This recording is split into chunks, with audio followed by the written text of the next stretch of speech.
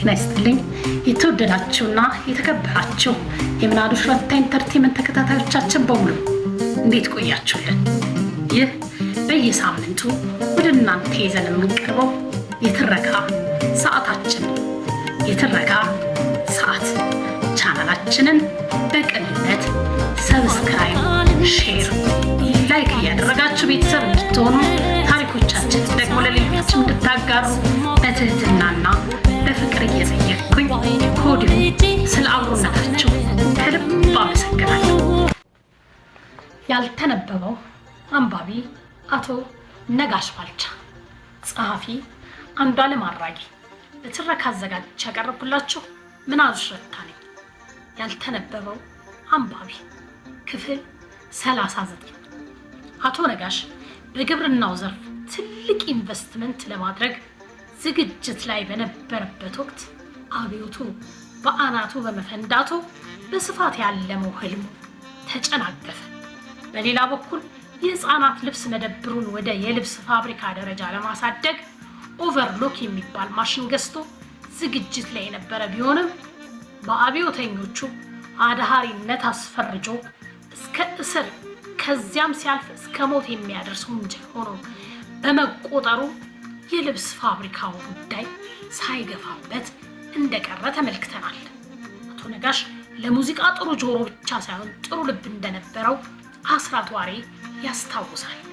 አቶ አስራት የሚያወሳው አቶ ነጋሽ የተመሰከረለት አንባቢ የነበረ ቢሆንም ከሙዚቃ መዝናናት ብቻ ሳይሆን እውቀት ይገኛል ብሎ የሚያምን እንደነበር ገልጾ በዘመኑ ይታተሙ ወይም ይቀረጹ የነበሩ ሙዚቃዎችን ከሀ እስከ ፐ ከመከታተሉ በላይ አዳምጦ ለሙዚቃ ኢንዱስትሪ እድገት የሚረዱ የሰሉ ሲሶችን ይሰነዘር እንደነበር ያስታውሳል። አቶ ነጋሽ ያሳደገው አቶ ወንድሙ አማረ በበኩሉ አቶ ነጋሽ በተለይም የክቡር ዶክተር አርቲስት ጥላሁን ገሰሰና የአርጋው በዳሶ ዘፈኖችን ያዳምጥ እንደነበር አጫውቶኛል። አቶ ነጋሽ ከሁሉም ነገር እውቀት ይገኛል ብሎ የሚያምንና ለሰዎች ስኬትን አብዝቶ ይጨነቅ እንደነበር የሚያስታውሰው አቶ አስራት ዋሬ አቶ ነጋሽ ሰላም፣ ፍቅር፣ ስኬትን በራሱ ቤት ብቻ ሳይሆን በሌሎችም ቤት ውስጥ እውን እንዲሆን ይተጋ ነበርና ከትምህርት ቤት እየወጡ ለነበሩትና ፍቃዱና አስራት ዋሬ ህይወት ወደ በጎ መቀየር ብሎም በሙዚቃው ኢንዱስትሪ አሻራውን ለማሳረፍ የሚረዱ ስራዎችን መስራት ጀመረ። አቶ ነጋሽ ከሌላው የንግድና ልማት የበጎ አድራጎት ስራው በተጓዳኝ በ1969 ዓ.ም የሙዚቃውን ኢንዱስትሪ በመቀላቀል የተሳትፎ አድማሱን አሰፋ። ለባለቤት ወንድም አቶ አስራት ዋሬ ኢትዮ ሙዚቃ ቤትን በመክፈት አሃዱ አለ። ከሁለት ዓመት በኋላ ደግሞ በ1971 ዓ.ም ለሌላኛው ባለቤቱ ወንድም ለአቶ ፍቃዱ ዋሬ አምባሰል ሙዚቃ ቤትን በመክፈት የሙዚቃውን ኢንዱስትሪ ያለውን አሻራ በጉልህ አተመ።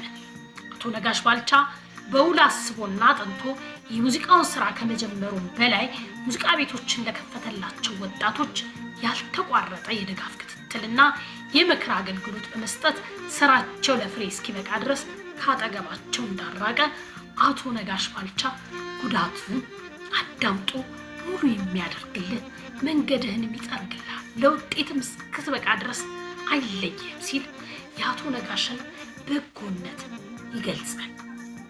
እንደ አቶ አሰፋ ገዳ ይህን በመሰለውም የአቶ ነጋሽ ከፍ ያለ ጥረትና ክትትል ኢትዮና አምባሰል ሙዚቃ ቤቶች ለኢትዮጵያ የሙዚቃ ኢንዱስትሪ እድገት የበኩላቸው ትልቅ ሚና ተጫውተው ማለፋቸውን ያስታውሳል። አቶ አሰፋ ገዳ እንደሚገልጸው አቶ ነጋሽ ቀደም ሲል በመርካቶ አካባቢ 32 ቁጥር የነበረውና በኋላም ላይ ቢራቢሮ የህፃናት ልብስ መሸጫ የነበረው ሱቅ በ1977 ዓ.ም ወደ ሙዚቃ ቤትነት ቀየረው። ስሙንም በእውቁ ኢትዮጵያዊ የሙዚቃ ሊቅ በቅዱስ ያሬድ ስም ሰየመው፣ ያሬድ ሙዚቃ ቤት ሲል። በዚህም የአቶ ነጋሽ በሙዚቃ ኢንዱስትሪ ላይ ያደረበትን ፍላጎት ከጊዜ ወደ ጊዜ እየጨመረ መምጣቱን እናያለን። በመጀመሪያ አካባቢ አቶ አሰፋ ገዳ እንደሚገልጸው ለካሴቶች ሽፋንና ስቲከር ያመጡ የነበረው ከአስመራ በዳሎል ማተሚያ ቤት አዘጋጅነት የነበረ ሲሆን በኋላ ላይ ግን በአንድ ጊዜ 5 ካሴት የሚያባዛ ዱፕሊኬተር ከሳውዲ አረቢያ በማምጣቱ ስራውን ዘመናዊና ቀላል አደረገው። አቶ አሰፋ እንደሚያስታውሰው ከትርፍም አንጻር ሲታይ በዘመኑ ለዘፋኞች ይከፈል የነበረው ገንዘብ በጣም ውድ አልነበረም። ከሙዚቃ ቤት ስራ አንጻር በወቅቱ ጥሩ የሚባል ትርፍ ይገኝ እንደነበር አቶ አሰፋ ገዳ ይገልጻል።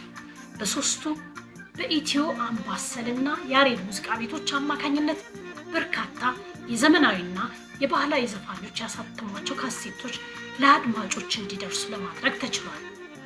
አቶ አስራት ዋሬ እንደሚያስታውሰው ምንጊዜም ስመጥር የሆኑ አያሌ የኢትዮጵያ ሙዚቀኞች ስራዎችን በሶስቱ ሙዚቃ ቤቶች አሳትመዋል። ከእነርሱም ውስጥ ዶክተር አርቲስት ጥላሁን የማህሙድ አህመድን፣ የብዙነሽ በቀለን፣ የዓለማየሁ እሸቴን፣ የሂሩት በቀለን፣ የኤፍሬም ታምሩንና የሌሎችም አያሌ ጥበብ ስራዎችን አሳትመው ለአድማጭ ጆሮ አደርሰዋል። ከመናገር ይልቅ መስራትን የሚመርጠው አቶ ነጋሽ ባልቻ በልማትና ሌሎች ዘርፎች ድምፁን አጥፍቶ ይሰራ እንደነበረው ሁሉ በኢትዮጵያ ሙዚቃ ኢንዱስትሪ በሶስቱ የሙዚቃ ቤቶች አማካኝነት ደማቅ አሻራውን ቢያሳርፍ በነበረው ሰፊ ቃለ ምልልስ አንድም ቀን ይህን አድርጌ ብሎ ለመጥቀስ ሲሞክር አናገኘውም። አቶ አስራት ዋሬ እንደሚገልጸው በ1969 ዓ.ም ስራ የጀመረው ኢትዮ ሙዚቃ ቤት በሙዚቃው ኢንዱስትሪ ለ20 ዓመት ያህል አገልግሎት ከሰጠ በኋላ በ1990 ዓመተ ምህረት ስራው ተቋርጧል። በሌላ በኩል በ1971 ዓመተ ምህረት የተቋቋመው አምባሰል ሙዚቃ ቤትም እስከ 2009 ዓመተ ምህረት በሙዚቃ ኢንዱስትሪ ዘርፍ ግልጋሎት ሲሰጥ ከቆየ በኋላ ሊዘጋ ችሏል። በሌላ በኩል ከሶስቱ ሙዚቃ ቤቶች ዘግይቶ የተከፈተው ያሬድ ሙዚቃ ቤት ቀድሞት ከተከፈቱት ኢትዮና አምባሰል ሙዚቃ ቤቶች ቀድሞ ሊዘጋ ችሏል። በ1970ዎቹ መጀመሪያ አስራት ዋሬ ከ1980ዎቹ አጋማሽ ጀምሮ ግን የሙዚቃ ቤቶች ስራ እያሽቆለቆለ መምጣቱን ይናገራል።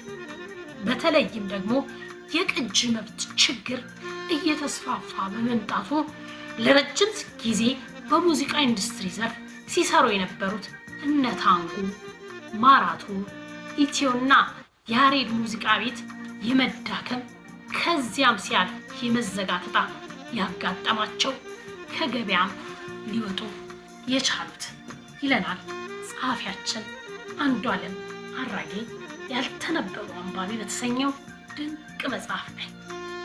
እኛም ለዛሬ ያዘጋጀንላችሁ ይህን ይመስል ነበር። በቀጣይ ሌላኛውን ክፍል ይዘን እስክንገናኝ ቸር ቆዩልን እያልን ቻናላችንን በቅንነት ሰብስክራይብ፣ ሼር፣ ላይክ ማድረጋችሁን አትርሱ። የጀግኖቻችንን ታሪክ ለሌሎች እናድርስላለሁኝ። ለዛሬ አበቃው። ቸር ቆዩልኝ።